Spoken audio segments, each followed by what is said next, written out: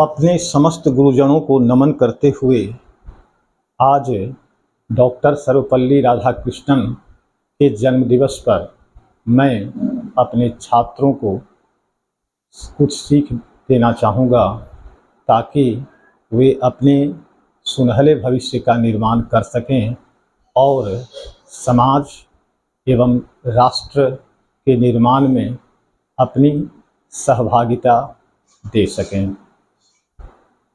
हमें जानना होगा कि हमारा लक्ष्य क्या है। यदि छात्रों को, नवयुवकों को लक्ष्य का ज्ञान होगा तो वे उस लक्ष्य तक पहुंच सकेंगे।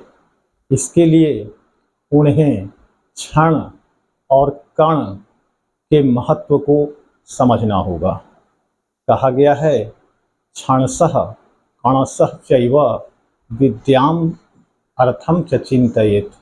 क्षणत्यागे कुतो विद्या, कणत्यागे कुतो धनम। क्षण में और कण में विद्या और अर्थ की चिंतना करनी चाहिए, क्योंकि क्षण को व्यतीत करने पर विद्या कहाँ और कण को व्यतीत करने पर, कण को छोड़ देने पर धन की प्राप्ति नहीं हो सकती, क्योंकि जीवन का मूल क्षण और कण है, विद्या और धन है। Earning and learning both are essential for us. इसलिए आपको लर्न करना है, आपको अर्न करना है और अपने जीवन का नवनिर्माण करना है। आप जब स्वयं का निर्माण करेंगे तभी राष्ट्र का निर्माण कर सकेंगे, क्योंकि भूखा व्यक्ति दूसरे की सेवा नहीं कर सकता है। इसलिए मैं अपने छात्रों को कहना चाहूँगा कि आप अपने व्यक्तित्व को विकसित करो, प्रकृति के नियमों का अनुपालन करो, आप अनुशासित बनो। यदि आप अनुशासित होंगे तो आपको शासित नहीं होना पड़ेगा, आपको प्रशासित नहीं होना पड़ेगा। आप उस लक्ष्य तक पहुंच सकोगे जहां तुम्हें पहुंचना है। इसके लिए मैं कहना चाहूँगा कि आप अपने माता पिता और गुरुजनों के प्रति श्रद्धा भाव रखो, विश्वास रखो और उनके प्रति सम्मान भाव रखते हुए अपने जीवन को अनुशासित और समृद्ध बनाने में सक्षम बनो। हमारा शास्त्र कहता है, मातृदेवो भव, पितृदेवो भव, आचार्य देवो भव। आपका पहला गुरु, प्रथम गुरु माँ है, उसके बाद आपके पिता हैं और इसके बाद सभी गुरुजन हैं जो आपको विद्यालयों में, महाविद्यालयों में पढ़ाते हैं। इनके प्रति यदि आपने श्रद्धा भाव रखा, यदि इनके चरणों में आपने अपना मस्तक झुकाया तो समूची दुनिया आप के तरफ देखेगी, आपका बाट जोहना पसंद करेगी। लेकिन यदि आपने इन्हें नमन नहीं किया तो आपको दुनिया के सामने झुकना पड़ेगा। इसलिए आपको अपने माता पिता और गुरुजनों के प्रति श्रद्धा भाव रखना होगा। आपको राम के समान आचरण करना होगा, रावण के समान नहीं, क्योंकि कहा गया है, रामादिवत प्रवर्तितव्यम न रावणादिवत। राम के समान आचरण करना चाहिए, रावण के समान नहीं। और ये हमारे मर्यादा पुरुषोत्तम राम ने अपने माता पिता और गुरुजनों के प्रति अपने आप को समर्पित रखा और तभी वे इस संसार पर विजय प्राप्त कर सके। और उन्होंने यह संदेश दिया कि अभयम सर्वभूतेभ्यो ददाम्ये तत्व्रतम मम। ऐसी क्षमता वान बनने के पीछे उनका बल केवल मातृशक्ति, पितृशक्ति और आचार्य जनों के प्रति समर्पण भाव था, सेवा भाव था। मानसकार तुलसी की पंक्ति मैं बराबर अपने छात्रों के समक्ष रखना पसंद करता हूँ। प्रात काल उठ कै रघुनाथा, मातु पिता गुरु नावहि माथा। जब भगवान राम, मर्यादा पुरुषोत्तम राम उठते थे तो सबसे पहले वे अपने माता पिता और गुरुजनों के समक्ष या उनके प्रति अपना मस्तक झुकाते थे। इसलिए आज नैतिकता की आवश्यकता है। यदि हम नैतिक बनेंगे तो समाज की जो विकृतियां हैं, जो अनैतिकता है, वह स्वतः समाप्त हो जाएगा। इसके लिए हमें काव्य शास्त्रों का अनुशीलन करना होगा।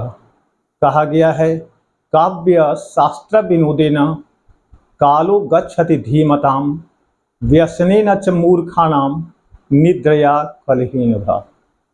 काव्य शास्त्र विनोदेन, काव्य शास्त्रों के पठन और पाठन में, काव्य शास्त्र विनोदेन कालो गच्छति धीमताम, धीमताम कालः गच्छति। जो बुद्धिमान व्यक्ति हैं उनका समय व्यतीत होता है। व्यसनेन च मूर्खाणाम, और मूर्खों का समय व्यसन में, नींद में और कलह में व्यतीत होता है। अब समझना होगा कि व्यसन क्या है।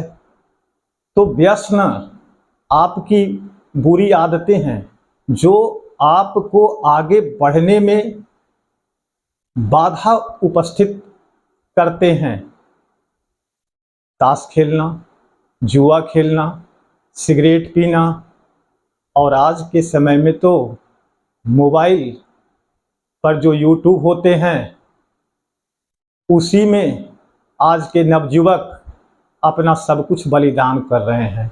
तो यदि आप चाहते हैं कि हमारे व्यक्तित्व का निर्माण हो, हम राष्ट्र के लिए और समाज के लिए कुछ कर सकें, तो इसके लिए आपको इन व्यसनों से दूर रहना होगा। काव्य शास्त्र विनोदेन कालो गच्छति धीमताम। धीमताम लोगों का काल कैसे बीतता है? तो काव्य शास्त्रों के पठन पाठन में बीतता है। व्यसनेन च मूर्खाणाम, और मूर्खों का समय व्यसन में और नींद में, और उसके बाद जो बचा हुआ समय है वे लड़ाई झगड़े और कलह में व्यतीत कर देते हैं। यदि आप पुस्तकों के प्रति रुझान रखेंगे तो आपका व्यक्तित्व का निर्माण होगा, आप आगे बढ़ सकेंगे, आप अपने देश के लिए कुछ कर सकेंगे, समाज के लिए कुछ कर सकेंगे। आपका कर्तव्य है कि आप इस समाज से लेते हैं, इस देश से ग्रहण करते हैं, तो इसके लिए आपको भी कुछ देना होगा, क्योंकि देता वही है जो महान है और लेता कौन है? याचक भाव जो है ना, वह दीनता का प्रतीक है। रहीम कवि ने कहा है, रहीमन याचक तागहूँ बड़ छोटे हुए जात। रहीम कवि कहते हैं कि याचकता मात्र से बड़े भी छोटे हो जाते हैं। इसलिए आप समाज में आए हो तो समाज के प्रति आपका दायित्व है। आप देने के लिए आए हो, आप मैक्सिमम दो और मिनिमम लेने का प्रयास करो, क्योंकि बादल लेते हैं समुद्र से, कुएं से, नदियों से जल को लेकर के, और वे उन्हें पुनः प्रदान कर देते हैं। स्वयं न खादन्ति फलानि वृक्षाः, वृक्ष अपना फल स्वयं नहीं खाते। और बादल भी अपना जल स्वयं नहीं पीते हैं। परोपकाराय सताम विभूतयः, परोपकार के लिए सज्जनों का शरीर होता है। तो आज शिक्षक दिवस के अवसर पर आपको संकल्प लेना होगा कि आप समाज में, देश में कुछ देने के लिए आए हो और देने का भाव रखोगे, दैन्य भाव नहीं रखोगे। न दैन्यम न च पलायनम, न पलायन करोगे न दीनता के भाव आप में होंगे, और तभी आपका एक कैरेक्टर होगा, आपका एक चरित्र होगा। इसलिए आपको पूरे जीवन में लर्निंग और अर्निंग करना है। यानी कि या तो आप लर्न करेंगे, कुछ सीखेंगे, कुछ सिखाएंगे, और नहीं तो अर्न करेंगे। जैसा कि मैंने कहा, क्षणशः कणशः चैव, क्षण और कण में विद्यामर्थम च चिंतयेत्, विद्या और अर्थ की चिंतना होनी चाहिए। क्षण त्यागे कुतो विद्या, कण त्यागे कुतो धनम।